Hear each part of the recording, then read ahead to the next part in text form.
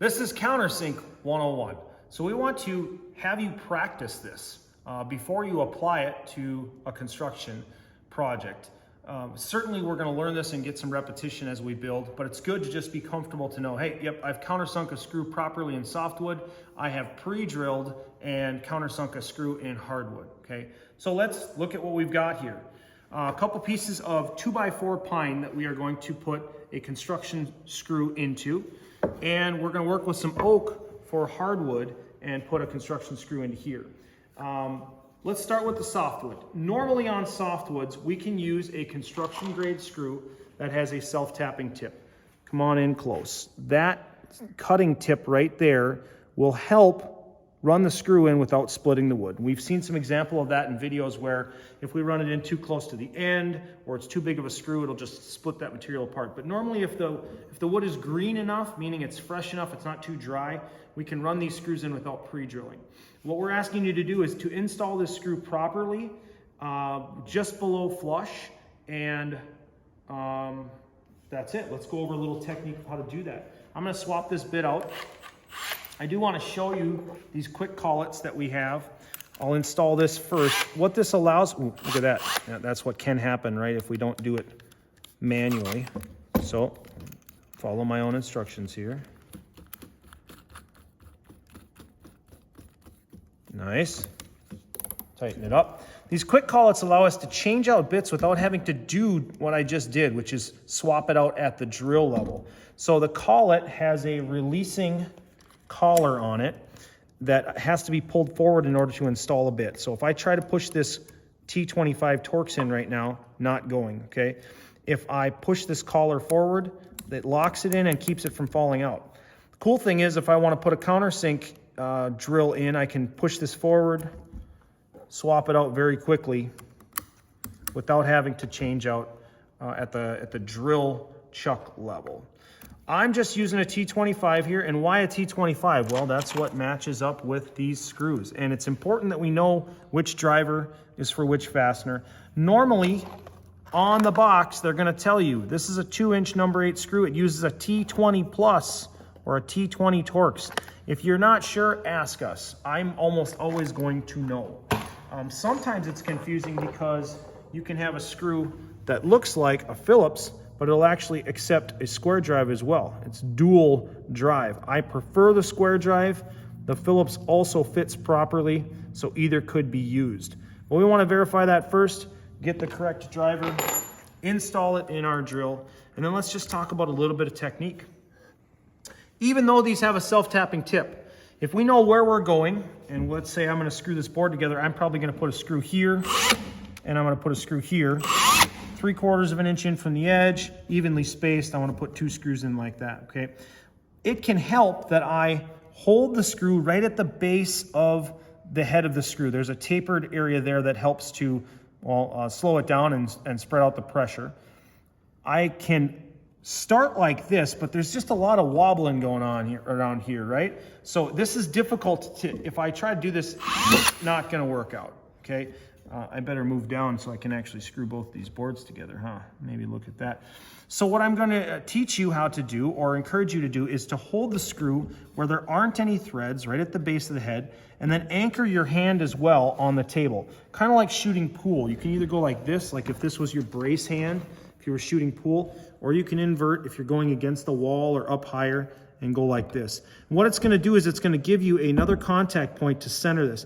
Then you're gonna let the screw spin in your fingers while holding it.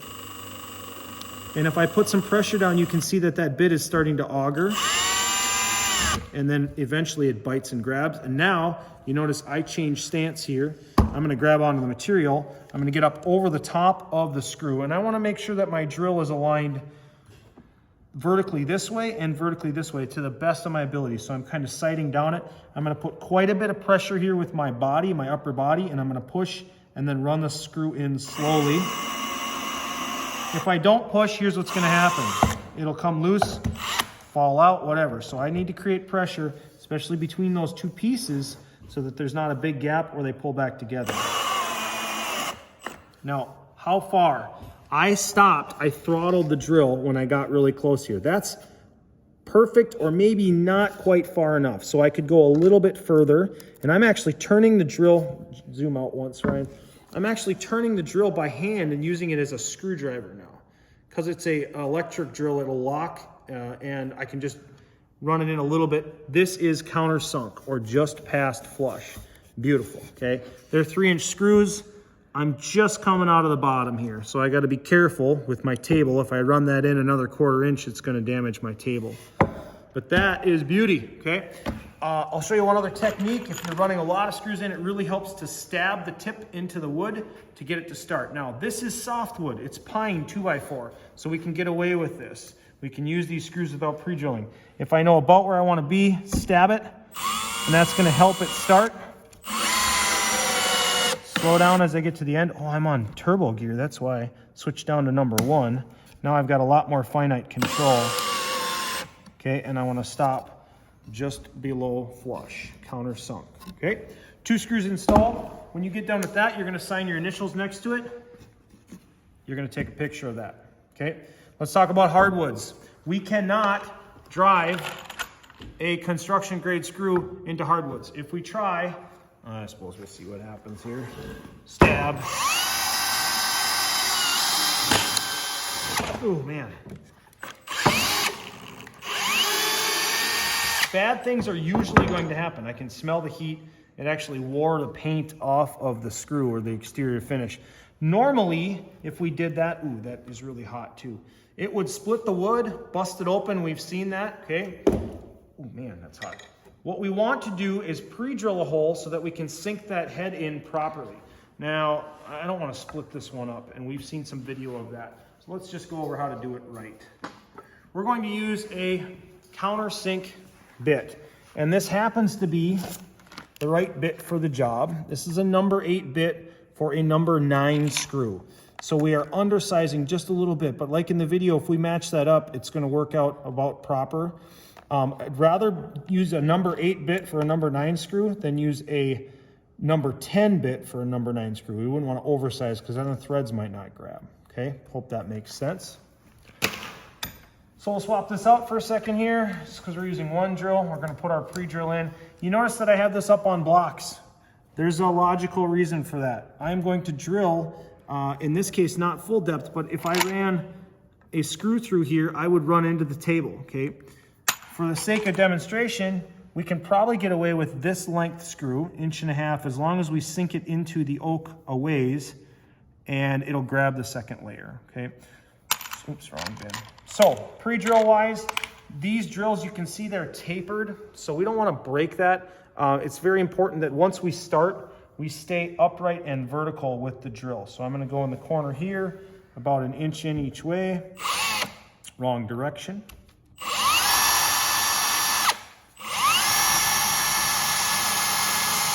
See, I'm putting a lot of pressure and it's struggling to drill through that. So I relieved it by pulling that out while it was running to get rid of some of those chips. Let's do another section here. Pushing down hard, biting in. When I get right there, I'm gonna relieve it again. Let all those wood chips come out of there.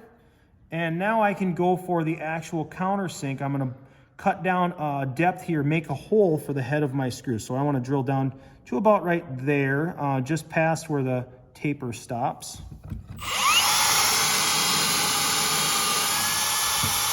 And out, blow that away, and I can see that I have gone ways into the wood. I'm now ready to put a screw in. If I put a 3-inch screw in here, I would go through both of these and stick out the other side. I can see that here. So it's too long. 1.5 inches should definitely work. This is Torx drive again. I love my Torx. Just 1.5 inch screw though. Run these down. I could turn my clutch all the way down to a 2 setting here. Just what this is gonna do is the drill's gonna stop driving when it gets to the point of contacting the bottom of the countersunk hole. And I pulled those both together. This is beyond flush. It would be counterbored and sunk way in. We could plug that like we saw in the video, okay? I want to sign my initials on this one as well. and take a picture of that, and I'm going to submit that as my hardwood. We won't talk too much more about, well, how do we know if it's hardwood or softwood? If you're not sure, ask every time. That's okay. We don't expect you to be species experts. But let's just take a look at this board. Can you see the waves of the annular grains here and how they're similar to this rough sawn board, okay? That's one indicator that they're the same kind of wood. A dead giveaway for oak, and oak is super common, is these slivers or dark colored streaks that we see in here. That's totally a giveaway of oak. And if we take this over here and put it up against some of our doors that we have around the school, oak is a very common, very available, but really great wood to work with. This is oak that's been finished.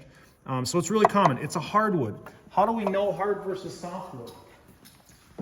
Thumbnail test is one thing we can do. So on the edge of the board, we can just try and push in with our thumbnail and see how far we can dent that.